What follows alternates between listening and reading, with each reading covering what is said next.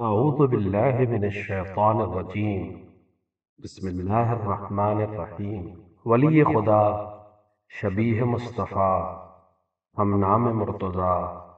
محبوب حضرت زہرا، فرزند سرکار سید الشہداء، مؤذن صبح عاشورہ، شہید کربلا، حضرت علی الاکبر علیہ السلام، تاریخ آدم و عالم کے وہ واحد مجاہد راہ خدا اور شہید ہیں کہ جن کو یہ فضیلت حاصل ہے کہ آج بھی کائنات کے شہید اعظم، محسن انسانیت، سید الشہداء حضرت امام حسین علیہ السلام سے نہ صرف فکر و نظر بلکہ جسمانی لحاظ سے بھی سب سے قریب ہیں۔ شاید اسی لیے زیارت عاشورہ میں جہاں حضرت امام حسین علیہ السلام پر سلام ہے، السلام علی الحسین، تو اس کے فوراً بعد ہے وعلی علی ابن الحسین۔ پاسبان حرمت بیت اللہ حضرت امام حسین علیہ السلام کے بیت الشرف میں جب آپ نے آنکھیں کھولی تو سرکار سید الشہداء علیہ السلام نے اپنے بیٹے میں جمال مصطفیٰ دیکھا تو اسے مرتضیٰ کا نام عطا کیا۔ شاید اس کا سبب یہ ہو کہ اس مولود کے ذہن نشین رہے کہ مستقبل میں آپ کے ہمراہ اصلاح امت کی خاطر قیام کرنا ہے، جس میں سیرت نبوی اور علوی محور ہوگی۔ یقیناً ایسے موقع پر شہادت رسول کی وجہ سے جو لوگ آپ کی زیارت سے محروم ہو گئے تھے اور اس غم میں تڑپنے والے تھے، وہ صف بصف جمال مصطفیٰ کے دیدار کی خاطر در حسین پر کھڑے ہو گئے۔ یہ اظہار عقیدت نہیں بلکہ امام حسین علیہ السلام کی زبان سے بیان حقیقت ہے، اور آپ نے خلق کو مخاطب کر کے نہیں فرمایا بلکہ کربلا کے میدان میں روز عاشورہ خالق سے خطاب کیا، خدایا تو گواہ رہنا، میں اس قوم کی جانب اس جوان کو بھیجا ہے جو خلقت میں، اخلاق میں، نطق کے لحاظ سے تیرے نبی کا شبیہ ہے۔ اب ان تینوں زاویوں سے پہلے حضور صلی اللہ علیہ وآلہ وسلم کی ذات اقدس کو اگر ہم دیکھیں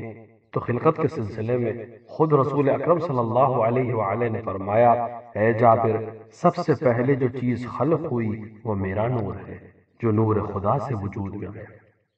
اسی طرح اگر اخلاق کی بات کی جائے تو خود رسول اکرم صلی اللہ علیہ وآلہ وسلم کے اخلاق کی بلندی تک کسی بشر کے دائر فکر کو قوت پرواز کہاں، جب خود خدا نے فرمایا، بے شک آپ اخلاق کے عظیم درجے پر فائز۔ اور نطق کی جہاں تک بات کی جائے، جس طرح آپ کے اخلاق کا قصیدہ قرآن کریم نے پڑھا ہے، اسی طرح آپ کے نطق کو بھی قرآن کریم میں اللہ نے قصیدہ پڑھا، وما ينطق عن الهوى ان هو الا الوحی یوحی،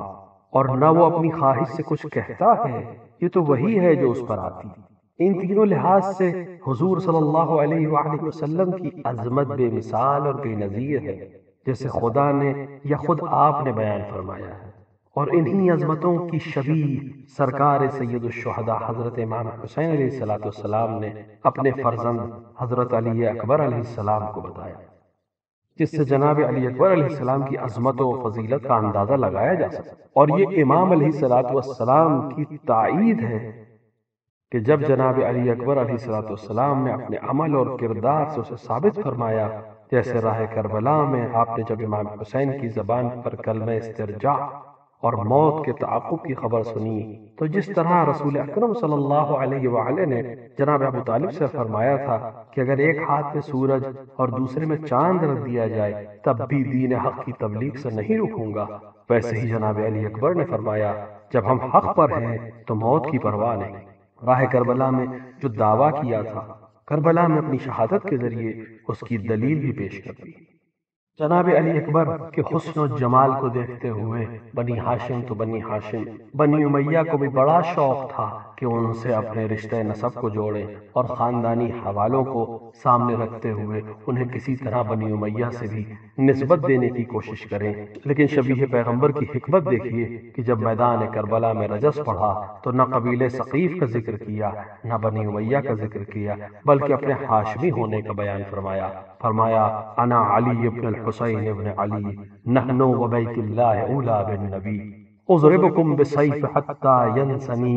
ضرب غلام ہاشمی علوی۔ میں علی ابن الحسین ابن علی ہوں خانہ کعبہ کی قسم، ہم نبی سے نزدیک ہیں، میں تم پر اس طرح تلواریں ماروں گا کہ تم ٹوٹ جاؤ گے، میں ہاشمی علوی جوان کی شمشیر زنی تمہیں دکھاؤں گا۔ شبیہ پیغمبر نے اپنے ان اشعار میں اپنے ہاشمی ہونے پر فخر کیا اور یزید کو حرام کا نطفہ بیان کیا اور حاکم شام کے کردار کو رہتی دنیا تک کے لیے اجاگر کر دیا۔ اسی طرح کربلا میں آپ کے لیے خود یزید کی جانب سے جب خصوصی امان نامہ آیا تو آپ نے اسے ٹھکرا دیا اور یہ فرمایا کہ ہم اپنے والد امام حسین علیہ السلام کے حامی ہیں۔